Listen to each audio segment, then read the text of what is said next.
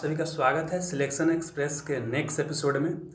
तो इसमें भी आज हम 10 टॉपिक लेंगे और उससे रिलेटेड जितना इन्फॉर्मेशन हो सकता है सारे मैं देने का प्रयास करूंगा। आने वाले बीपीएससी पीटी और बिहार दरोगा एग्जाम के लिए बहुत ज़्यादा ये महत्वपूर्ण सीरीज होने जाने वाला है, क्योंकि इसमें हम 1000 महत्वपूर्ण टॉपिक को डिस्कस करने वाले हैं। देखिए आज का हमारा टॉपिक है, ये सब टॉपिक है, इसको आप रोक करके पढ़ सकते हैं, है ना।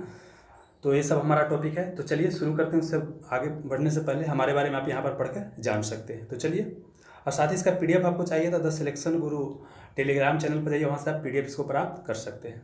चलिए, पहला क्वेश्चन है, कांग्रेस ने किस गोलमेज सम्मेलन में भाग नहीं लिया था? ठीक ना, जान लीजिएगा टोटल कितना गोलमेज सम्मेलन हुआ? 3 हुआ है। 3 गोलमेज सम्मेलन हुआ है। एक हुआ 1930 में, 1930 में हुआ है, एक 31 में हुआ है, एक 32 में हुआ है। ठीक ना, तो कांग्रेस क्या है, सिर्फ द्वितीय गोलमेज सम्मेलन में भाग लिया है, लेकिन बाकी पहला और तृतीय में भाग नहीं लिया। इसका मतलब आंसर क्या हो जाएगा कि पहला और तृतीय में भाग नहीं लिया। ऑप्शन नंबर बी आपका क्या हो जाएगा? सही हो जाएगा। ठीक है, अब गोलमेज सम्मेलन को समझने का प्रयास करते हैं।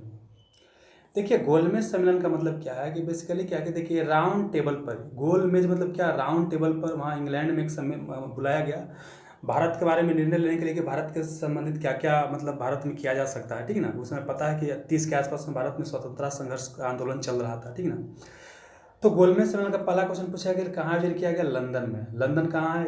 आपका इंग्लैंड या ब्रिटेन बोलेंगे वहाँ पर है। ठीक ना, तो पहला आयोजन कब किया गया? 30 में। दूसरा 31-32, 30 से 31-32, 30 से 31-32 याद कीजिएगा। प्रथम और तृतीय गोलमेज सम्मेलन में कांग्रेस भाग नहीं लिया था। द्वितीय गोलमेज सम्मेलन में सिर्फ कांग्रेस भाग लिया था। ठीक ना, और महात्मा गांधी की ओर से कौन भाग लेने के लिए गए थे? तो गांधी जी भाग लिए थे।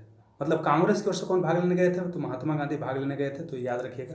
एक और क्वेश्चन पूछा जा सकता है कि गांधी जी गोलमेज सम्मेलन में भाग लेने के लिए किस जहाज से गए थे? ठीक ना, तो पानी का जहाज होता है, राजपूताना उसका नाम था, तो इसको भी चाहे तो आप याद रख सकते हैं। ठीक है, चलिए अब बढ़ते हैं नेक्स्ट क्वेश्चन की ओर।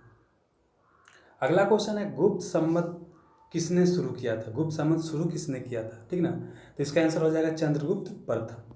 अब इसको डिस्कस करने का प्रयास करते हैं।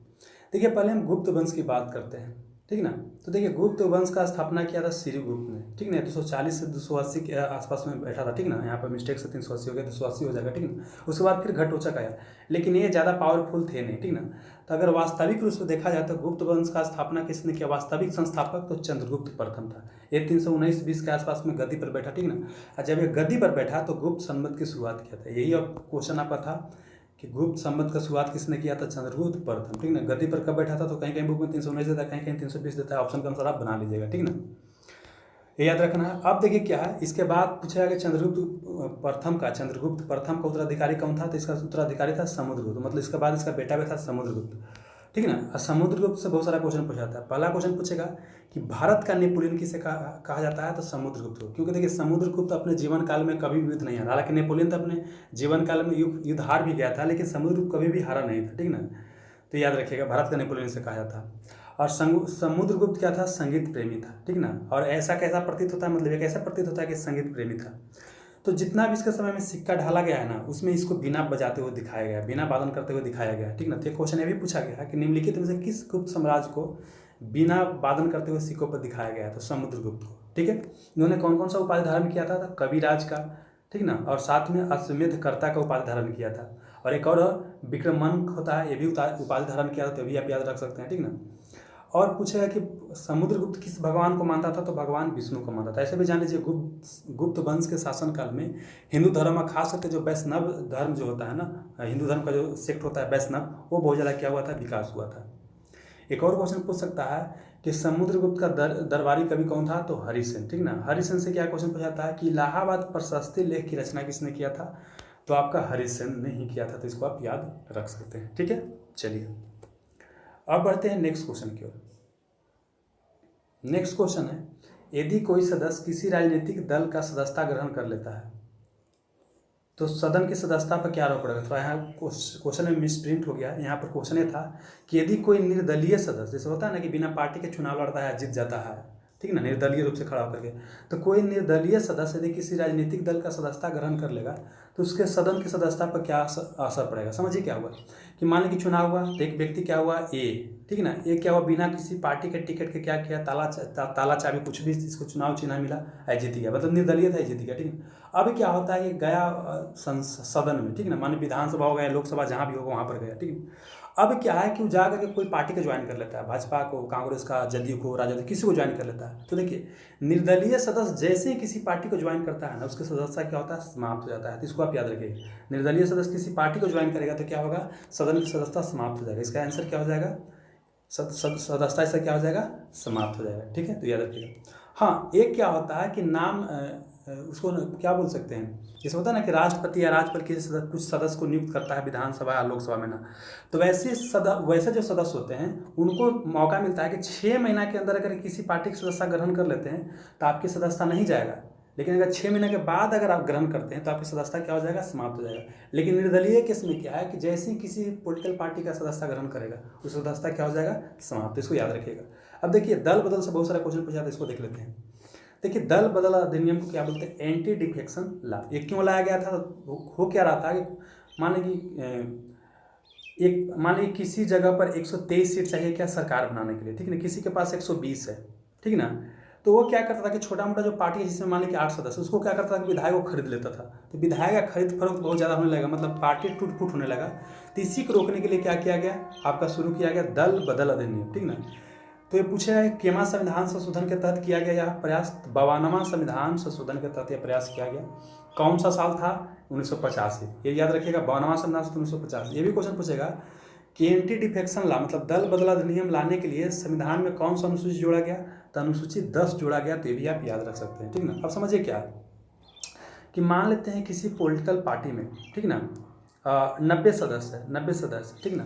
तो इसमें से अगर मान लेते हैं कोई 1 गो 2 गो या 3 गो टूटता है ना, तो वो क्या हो जाएगा, सदस्यता समाप्त कर दिया जाएगा, ठीक ना, मतलब अवैध टूट माना जाएगा। लेकिन क्या होगा कि अगर इसका 2/3 सदस्य टूट जाता है, 2/3 मतलब इसको भाग कीजिए तो 3/3 90 मतलब 60। समझिए क्या हुआ, अगर किसी पॉलिटिकल पार्टी में 90 सदस्य, ठीक ना, तो उसमें से अगर 60 सदस्य किसी दूसरे पॉलिटिकल पार्टी में मर्जर होना चाहे तो मर्जर हो सकता है, ठीक ना। क्योंकि यहाँ पर बोला गया है कि अगर 2/3 सदस्य चाहे किसी पॉलिटिकल पार्टी का कि हम पार्टी बदले तो वो बदल सकते हैं। लेकिन अगर 2/3 से एक भी कम रहेगा, मतलब मान लेते हैं कि कितना रहेगा, 59 रहेगा, 50 रहेगा, 4 रहेगा, 5 रहेगा, ये सब इधर उधर जाना चाहेंगे तो वो अवैध घोषित हो जाएगा। तो इसको याद रखिएगा। हालांकि पहले कितना था, 1/3 था, लेकिन देखा गया कि 1/3 करने से भी जो दल बदल है रुक नहीं रहा है, तब कितना कर दिया गया, 2/3 कर दिया गया। 2/3 से अगर कम अदला बदली होता है पॉलिटिकल पार्टी का सदस्य का इधर उधर, तब यह अवैध हो जाएगा, ठीक ना। चलिए आगे आते हैं। दल परिवर्तन से उत्पन्न जो अयोग्यता संबंधी प्रश्न का निर्णय कौन करता है। जैसे मान लेते हैं कि कोई सदस्य दल परिवर्तन किया है, तो उसके सदस्यता संबंधी निर्णय कौन लेगा कि योग्य है क्या अयोग्य है सदन का सदस्यता का, तो ये सदन का अध्यक्ष करता है, ठीक ना। अगर लोकसभा रहेगा तो लोकसभा अध्यक्ष करेगा, अगर राज्यसभा रहेगा तो राज्यसभा में सभापति होता है, राज्यसभा में अध्यक्ष नहीं होता है। राज्यसभा में कौन होता है, सभापति, जो कि हमारा उपराष्ट्रपति होते हैं, वो राज्यसभा के सभापति होते हैं। तो याद रखिएगा, ठीक ना। अगर विधानसभा में रहेगा तो कौन निर्णय करेगा, तो विधानसभा अध्यक्ष करेगा, ठीक ना। तो याद रख सकते हैं। अब क्या है कि अध्यक्ष जो निर्णय देता है उसका न्यायिक समीक्षा किया जा सकता है कि नहीं, तो कोर्ट द्वारा उसकी न्यायिक समीक्षा किया जा सकता है। तो ये भी आप याद रख लीजिएगा, ठीक ना। चलिए, तो यही था आपका। आगे बढ़ते हैं। अगला क्वेश्चन है कि भारत में एलपीजी सुधार के समय भारत का प्रधानमंत्री कौन था। एलपीजी शुरुआत के समय, एलपीजी का मतलब लिक्विड पेट्रोलियम गैस नहीं होता है, ठीक ना। एल से लिबरलाइजेशन हो गया, पी से प्राइवेटाइजेशन और जी से ग्लोबलाइजेशन। इसी को हिंदी बोलेंगे उदारीकरण, निजीकरण और वैश्वीकरण। तो भारत में पता है कि 1991 में क्या हुआ था, ये शुरुआत किया गया था, ठीक ना। तब सोचिए 1991 में कौन हो सकता है, ठीक ना। तो पंडित जवाहरलाल नेहरू तो पता है कि पहले ही मर गए थे, ठीक ना। मनमोहन सिंह बहुत बाद में प्रधानमंत्री बने थे, ठीक ना। यहाँ पर आंसर हो जाएगा पीवी नरसिम्हा राव, ठीक है। पीवी नरसिम्हा राव के समय में भारत में क्या शुरुआत है, एलपीजी का शुरुआत हुआ था।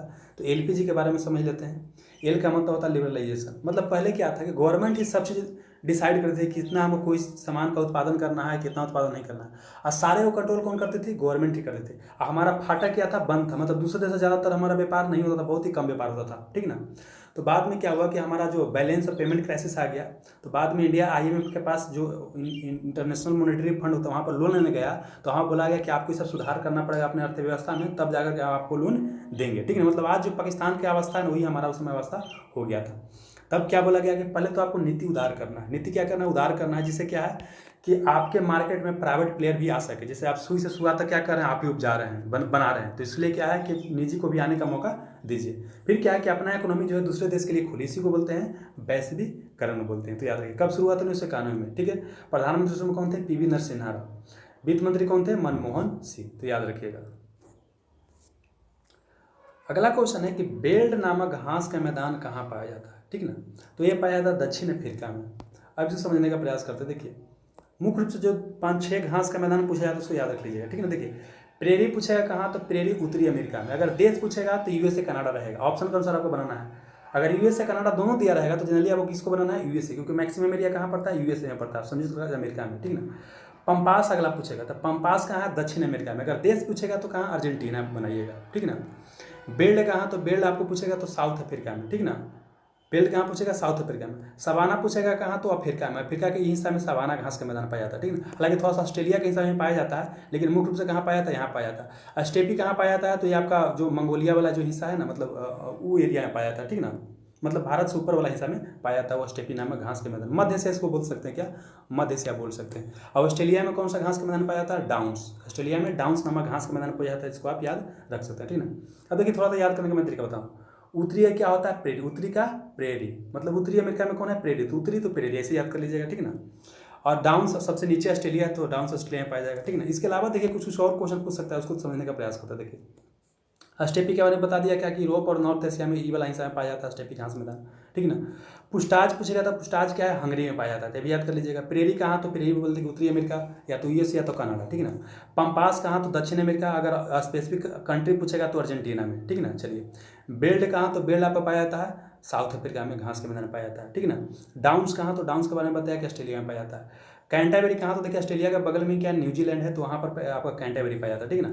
सवाना की बात करते हैं तो यहाँ पर मैंने बताया कि सवाना आपका अफ्रीका में, ऐसे भी यहाँ पर याद रखिएगा, ठीक ना। सहारा फिर मरुस्थल भी यहाँ पर है, ठीक ना। तो सवाना नामक घास मैदान कहाँ पाया जाता है, अफ्रीका में। और थोड़ा सा ऑस्ट्रेलिया में पाया जाता है कुछ हिस्सा में, ठीक ना। टैगा की बात करता हूँ। देखिए ऊपर वाला जो हिस्सा है ना, ऊपर वाला हिस्सा, यहाँ जो घास का मैदान पाया जाएगा ना सबसे ऊपर में, उसी को बोलते हैं टैगा घास का मैदान। तो यह समझिए कि यूरोप और एशिया में पाया जाएगा सबसे ऊपर वाला हिस्सा में।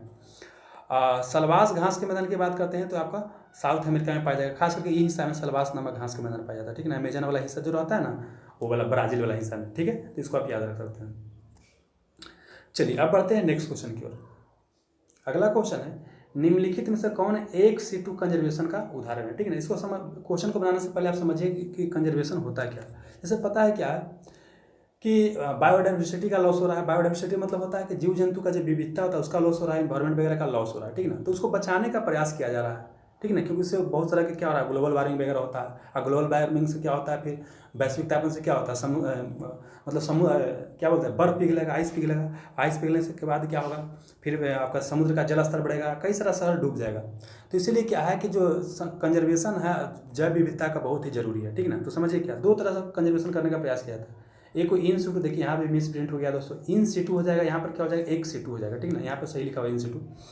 इन सीटू कंजर्वेशन का मतलब क्या है, देखिए मान लेते कि यहाँ कोई शेर रहता है, यहाँ क्या क्या है, कोई शेर रहता है, ठीक ना। तो शेर जहाँ रहता है ना, जहाँ ही उसको बचाने का प्रयास करेंगे ना, वहीं क्या करेंगे, थोड़ा सा प्रोटेक्शन दे देंगे, अगल बगल एरिया को घेर देंगे और वहीं पर बचाने का प्रयास करेंगे, तो इन सीटू कंजर्वेशन हो गया। एक सीटू का मतलब क्या होता है कि शेर को अगर पता है कि यहाँ बहुत ज़्यादा खतरा है, तो इसको हम कहीं दूसरा जगह लेके चले जाएंगे, यहाँ लेके चले जाएंगे, मतलब उसके ओरिजिनल निवास स्थान से दूसरी जगह लेकर चले जाएंगे और वहाँ उसको बचाने का प्रयास करेंगे, तो उसको क्या बोलेंगे, एक सीटू कंजर्वेशन बोलेंगे, ठीक ना। तो याद करना बड़ा आसान है। इन सीटू क्या है, कोई इकोसिस्टम या बायोडाइवर्सिटी को बचाना है तो उसको ओरिजिनल हैबिटेट जहाँ होता है ना, जहाँ मूल निवास हो, वहीं पर उसको बचाने का प्रयास करते हैं, तो उसको इन सीटू कंजर्वेशन बोलते हैं। जैसे अब नेशनल पार्क है, बायोस्फीयर रिजर्व है, प्रोटेक्टेड एरिया है, कोई टाइगर रिजर्व है, कोई लायन का रिजर्व है, ठीक ना। मतलब जहाँ पर है वहीं पर क्या कर रहे हैं, घेर दे रहे हैं चारों तरफ से, उसको बचाने का प्रयास कर रहे हैं। तो ये हो गया इन सीटू कंजर्वेशन। एक सीटू का मतलब क्या है कि उसको हम कहीं दूसरा जगह लेकर के जा रहे हैं, मूल निवास स्थान से कहीं दूसरी जगह लेकर जा रहे हैं और उसको बचाने का प्रयास कर रहे हैं, तो उसको एक सीटू बोलते हैं। जिसको समझिए जू, चिड़ियाघर की बात करते हैं। अब वो पता है कि चिड़ियाघर में बाघ रहता है, चीता रहता है, शेर रहता है, लेकिन क्या चिड़ियाघर में जो रहता है उसका मूल निवास स्थान है, बाघ का निवास स्थान वही, मान लीजिए पटना में चिड़ियाघर है, तो क्या पटना में चिड़ियाघर, तो चिड़ियाघर में वहाँ पर मतलब मुख्य रूप से पाया जाता था, नहीं, उसको कहीं अलग अलग जगह से हम क्या किए, यहाँ पर लेकर के आए हैं, मतलब दूसरे जगह से यहाँ पर क्या करें, अलग अलग जानवर को लेकर के आए हैं और उसको बचाने का प्रयास कर रहे हैं, ठीक है ना।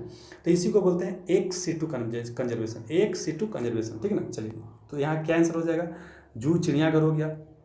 बोटनिकल गार्डन, जैसे आपको पता है कई सारा वनस्पति होता है ना, तो उसको अलग अलग जगह से क्या करते हैं, यहाँ पर ले आकर उसको बचाने का प्रयास करते हैं, ठीक है ना। अलग अलग पेड़ पौधों को, इसके जिन का स्टडी करते हैं साइंटिस्ट लोग, बचाने का प्रयास करते हैं, ठीक है ना। तो इसको बोलते हैं बोटनिकल गार्डन। अब समझिए क्या कि मान लेते हैं कि यहाँ पर अफ्रीका था, ठीक है ना, और यहाँ भारत है, तो क्या है कि भारत में कहीं कहीं मान लीजिए नेशनल पार्क में चिड़ियाघर क्या बोलता है, चीता खत्म हो गया, तो हम अफ्रीका से क्या करते हैं, चीता को यहाँ लेकर के आते हैं, तो कौन सा कंजर्वेशन है, तो हो जाएगा एक सीटू, क्योंकि हम दूसरे जगह से लेकर के आ रहे हैं, तो क्या हो जाएगा, एक सीटू कंजर्वेशन हो जाएगा। तब इसको बनाने का प्रयास कीजिए। निम्नलिखित में से कौन एक सीटू कंजर्वेशन का उदाहरण है। तो देखिए नेशनल पार्क, ये आपको पता है कि इन सिटू है, टाइगर रिजर्व ये भी इन सिटू है। सेक्रेड ग्रुप मतलब होता है कि देखिए जो जनजातीय लोग होते हैं ना, जो जंगल में जो आदिवासी लोग रहते हैं, वहाँ क्या करते हैं कि जो वहाँ पेड़ पौधा का पूजा करते हैं, ठीक है ना, उसी को सेक्रेड ग्रुप बोलते हैं। तो जाहिर सी बात है वही पूजा करेंगे। तो ये आंसर क्या हो जाएगा, बोटनिकल गार्डन क्या है, एक सिटू कंजर्वेशन का उदाहरण है। तो ऑप्शन नंबर आपका ये सही हो जाएगा। ठीक है, अब बढ़ते हैं नेक्स्ट क्वेश्चन की ओर। नेक्स्ट क्वेश्चन है, निम्नलिखित में से कौन कीटभक्षी पौधा होता है। कीटभक्षी मतलब इंसेक्टिवोरस प्लांट, ठीक है ना, मतलब एक कीट को खाते हैं। तो देखिए शैवाल पता है कि फोटोसिंथेसिस क्रिया द्वारा भोजन बनाता है, कीट को नहीं खाता है। इक्विलिप्टस भी कीट को नहीं खाता है, ठीक ना। इक्विलिप्टस के बारे में एक चीज़ याद रखिएगा, इसको बोला जाता है वनस्पति जगत का आतंक। क्या बोलते हैं, वनस्पति जगत का आतंक। क्योंकि देखिए यूकेलिप्टस जो उजला उजला पेड़ नहीं होता है, लंबा लंबा होता है, उसके अगल बगल देखिए क्या होता है, कोई पेड़ पौधा नहीं होता है। क्योंकि क्या करता है, कितना सारा पानी का ऑब्जर्व कर लेता है, दूसरे पेड़ पौधा को मारता है। इसीलिए इसको क्या बोलते हैं कि टेरर ऑफ बोल सकते हैं कि प्लांट, मतलब वनस्पति जगत का बोल सकते हैं कि आतंकवादी है, ऐसे करके बोल सकते हैं। बरगद भी नहीं होगा, ठीक ना। डाउसोनिया क्या होता है, कीटभक्षी पौधा होता है। कीटभक्षी पौधा को समझने का प्रयास करो। देखिए कीटभक्षी क्या होता है, देखिए कीटभक्षी पौधे भी क्या होता है, फोटोसिंथेसिस क्रिया करते हैं। लेकिन जनरली क्या होता है, कुछ ऐसे एरिया में ये लोग निवास करते हैं जहाँ पर क्या होता है नाइट्रोजन वगैरह वो लोगों को कम मिलता है, ठीक है ना। अब नाइट्रोजन वगैरह जरूरी पड़ जाता है, ठीक ना। तब ऐसी अवस्था में क्या करते हैं कि अपने मान लेते हैं कि आपको मान लीजिए आप 10 रुपया कमाते हैं, आपको जरूरत है 50 रुपया, तो कुछ और कीजिएगा ना 40 रुपया के लिए। तो सेम चीज़ यहाँ पर होता है, कीटभक्षी पौधे फोटोसिंथेसिस करते हैं, ऐसा नहीं कि नहीं करते हैं, करते हैं, ठीक है ना। लेकिन होता क्या है कि जितना इनको मतलब चाहिए, मतलब जितना अपना भोजन करने के लिए जितना पौष्टिक चाहिए उतना ही पोषण प्राप्त नहीं कर पाते हैं। तब क्या करते हैं कि कीड़ा मकोड़ा को खाना शुरू करते हैं, और जो कीड़ा मकोड़ा को जो खाते हैं उन्हीं को इंसेक्टिवोरस, इन्हीं को कार्निवोरस प्लांट बोलते हैं। तो याद रखिएगा। देखिए इनका स्ट्रक्चर इस तरह से होता है ना, समझिए क्या होता है। जैसे देखिए यहाँ पर पिचर प्लांट है, पिचर प्लांट में क्या होता है कि यहाँ पर समझिए कि इसको हिंदी में घटपर्णी बोलते हैं। घटपर्णी मतलब घड़ा के जैसा होता है इस तरह से, ठीक है ना। इसमें लिक्विड भरा होता है और लिक्विड बहुत महकता है। अब क्या होगा, कोई चूहा या कोई कीट पतंग क्या करेगा, सुगंध सुन के यहाँ पर आएगा, और जब इसमें घुस जाएगा तो उसके बाद क्या होगा, मर जाएगा इसी में, है ना। इसी में क्या हो जाएगा, मर जाएगा, है ना।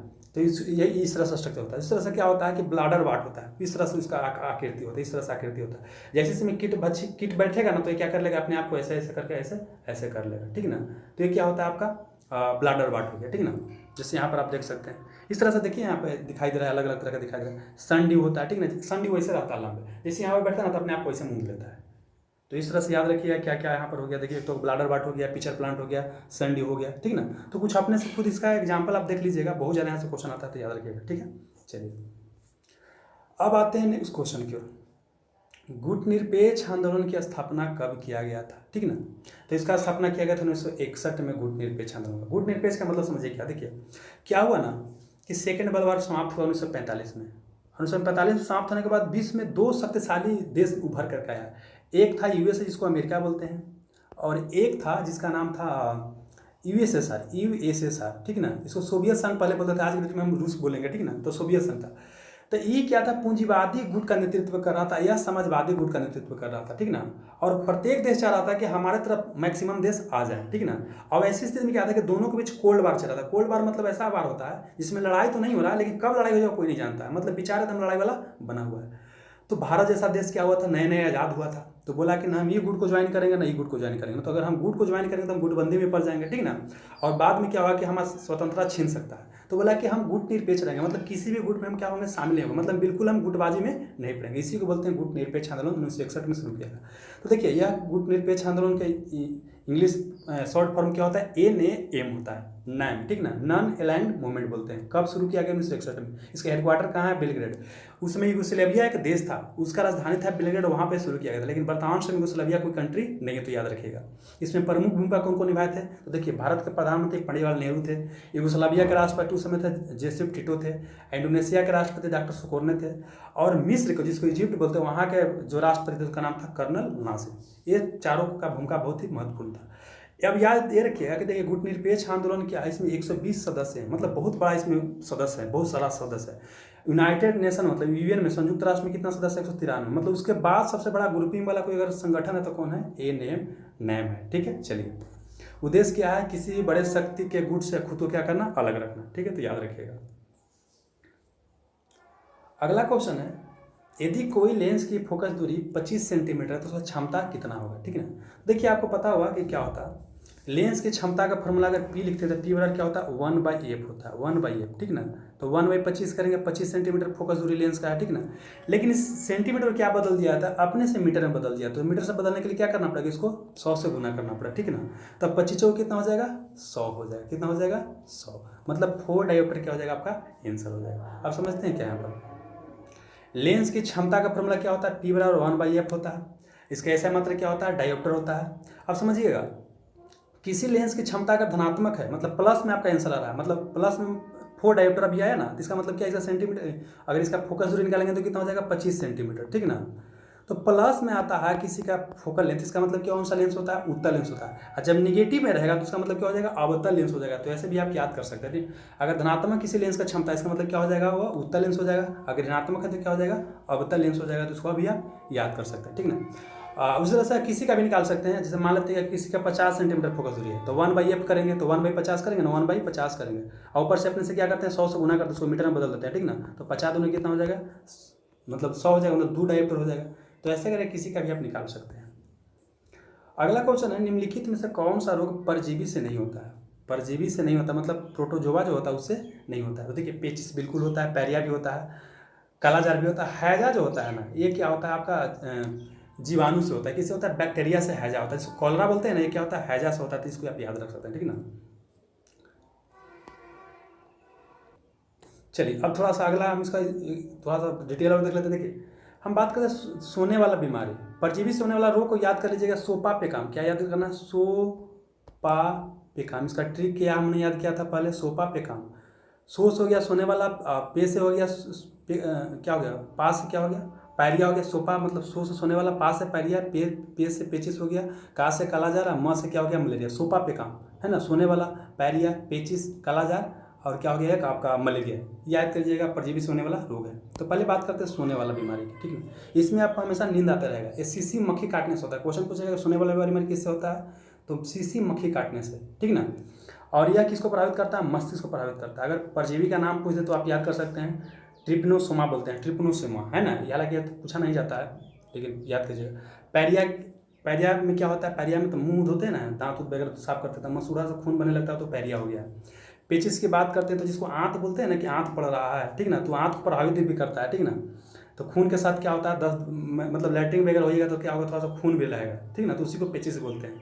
एक किससे होता है, हिस्टोलिका नामक परजीवी से होता है। कालाजार में क्या होता है, तेज बुखार आपको आएगा, ठीक ना। और ये अस्थि मज्जा को प्रभावित करता है। और ये बालू मक्खी के काटने से होता है। मलेरिया की बात करते हैं, ठंडा भी लगेगा, बुखार, ठंड के साथ बुखार आएगा इसमें, मलेरिया में, ठीक ना।